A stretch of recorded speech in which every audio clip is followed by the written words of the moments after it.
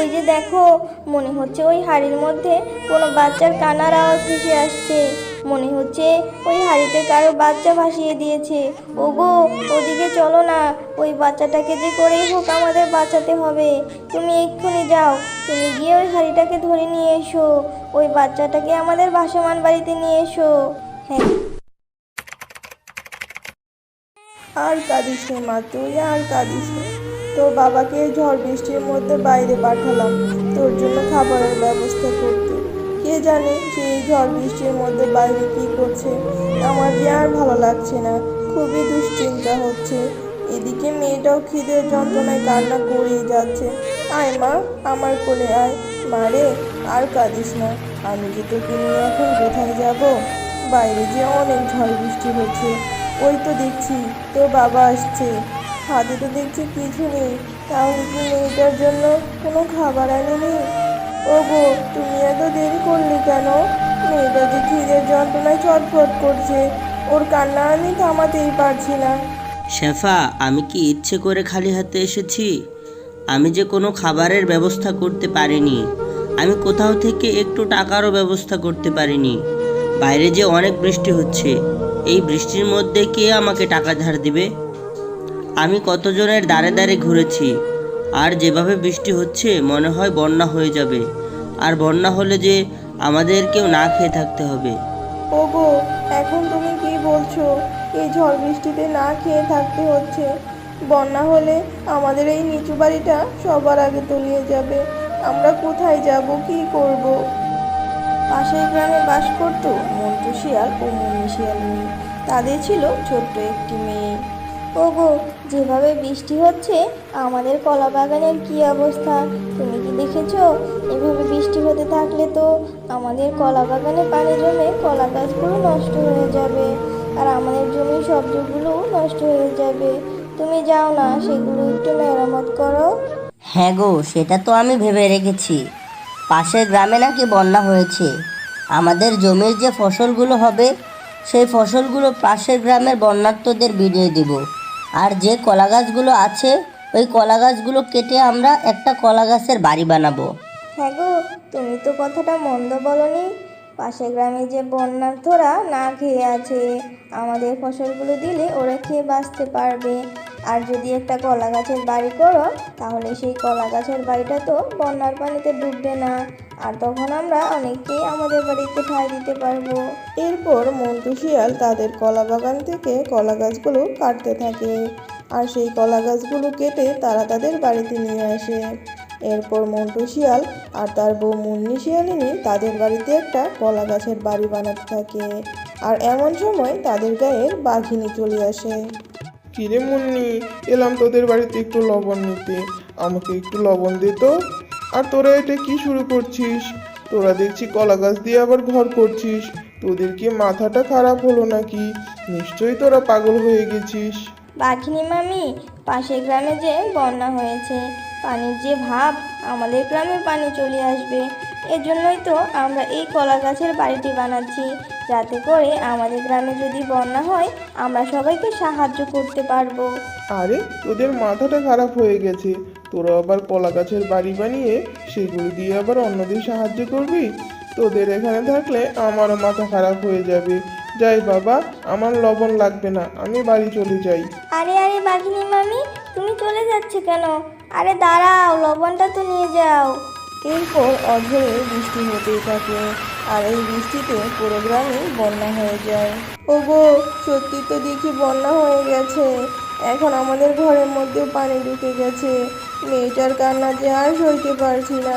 ভেবেছিলাম না খেয়ে মরতে হবে, এখন তো দেখছি এই বন্যার পানিতে ডুবে মরবো।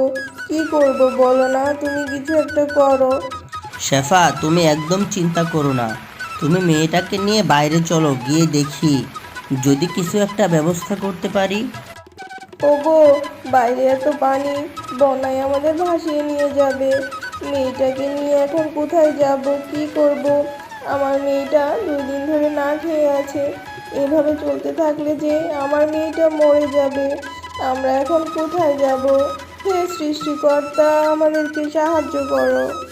বউ, তুমি আর কেঁদো না, তুমি একটু শান্ত হও। আমরা আমাদের মেয়েকে মরতে দেব না। তুমি একটু চুপ করো, আমি ভেতরে গিয়ে দেখি কিছু একটা ব্যবস্থা করতে পারি কি না। আমরা দুজন যদি মরেও যাই তবু আমরা মেয়েটার কিছু হতে দেব না। আমরা আমার মেয়েটাকে যে করেই হোক বাঁচাবো। গিন্নি, ঘর থেকে হাঁড়িটা নিয়ে এসেছি। আমাদের মেয়েটাকে এই হাঁড়ির মধ্যে রেখে দাও। এই হাঁড়িটা নিশ্চয় জলে ভাসবে। এই হাঁড়িতে আমার মেয়ে থাকলে ও ডুবে মরবে না, কিন্তু আমাদের সাথে থাকলে যে আমাদের সাথে ও মরে যাবে। আমরা না বেঁচে থাকলেও ও কারো না কারো হাতে পড়বে। আমাদের মেয়েটা বেঁচে থাকবে। ওগো, আমাদের কলিজার টুকরা সন্তানকে জলে ভাসিয়ে দিলাম, না জানি ও কোথায় যাবে, কি হবে ওর। আল্লাহ, তুমি আমাদের সন্তানকে রক্ষা করো। হ্যাঁ গো, আমাদের কলা গাছের বাড়িটা তো বানানো হয়েই গেছে। শুনেছি পাশের গ্রামে নাকি বন্যায় পুরো গ্রাম ডুবে গেছে। চলো আমরা আমাদের এই কলা পাতার বাড়িটি নিয়ে আমরা পাশের গায়ের সমস্ত বন্যার্তদের সাহায্য করি। আর আমাদের গ্রামের অনেক নিচু জায়গাও তলিয়ে গেছে। আমরা সমস্ত গ্রামবাসীদের ডেকে বলি আর আমরা তাদের সাহায্য করব। চলো। হ্যাঁ গিন্নি, কথাটা তুমি ঠিকই বলেছ। আমাদের গ্রামের নদীগুলো টইটুম্বুর হয়ে গেছে, আবার নিচু জায়গাগুলোতেও বন্যার পানি চলে এসেছে। চলো আমরা এক্ষুনি সবাইকে গিয়ে সতর্ক করি। ভাইয়েরা ভাবিরা আপনারা চলুন, আমরা কলা গাছ দিয়ে একটা কলা গাছের ভাসমান বাড়ি বানিয়েছি। আপনারা আমাদের সাথে আমাদের কলা গাছের বাড়িতে থাকবেন। গ্রামে আজকের মধ্যেই বন্যা হবে, না হলে যে সবাই ডুবে মরবেন। আরে মুন্নি ভাবি, মন্টু ভাই, তোমরা না হয় পাগল হয়েছো। আমরা কি তোমাদের মতো পাগল হয়েছি নাকি? যদি বন্যার পানি আসে বন্যায় ডুবে মরবো। তোমাদের মতো পাগলের কথা শুনে এই কলা গাছের ভাসমান বাড়িতে যেতে চাই না। এর কিছুক্ষণ পরই পুরো গ্রামে অনেক বৃষ্টি হতে থাকে, আর বৃষ্টির পানিতে পুরো গ্রাম বন্যায় ভরে যায়। আর তখন মন্টু শিয়াল ও মুন্নি শিয়ালিনী তাদের সেই কলা গাছের ভাসমান বাড়িটি নিয়ে সবাইকে সাহায্যের জন্য এগিয়ে যায়। ওগো, আমরা গ্রামবাসীদের কত করে বুঝালাম, কেউ আমাদের কোনো কথাই শুনলো না। ঠিকই তো গ্রামে বন্যা হয়ে গেছে। চলো আমাদের ভাসমান কলা গাছের বাড়িটি নিয়ে ওই দিকটাতে যাই। হ্যাঁ গো, ওই যে দেখো, মনে হচ্ছে ওই হাড়ির মধ্যে কোনো বাচ্চার কান্নার আওয়াজ ভেসে আসছে।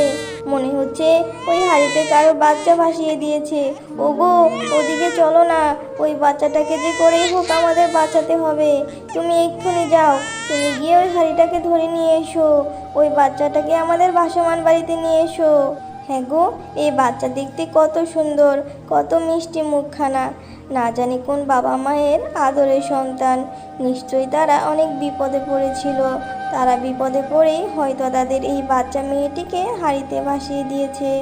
ও এখন থেকে আমাদের কাছেই থাকবে। আমরা যদি ওর বাবা মায়ের কাছে ভাসমান বাড়িটি নিয়ে যেতাম তাহলে হয়তো ওরাও প্রাণে বেঁচে যেত।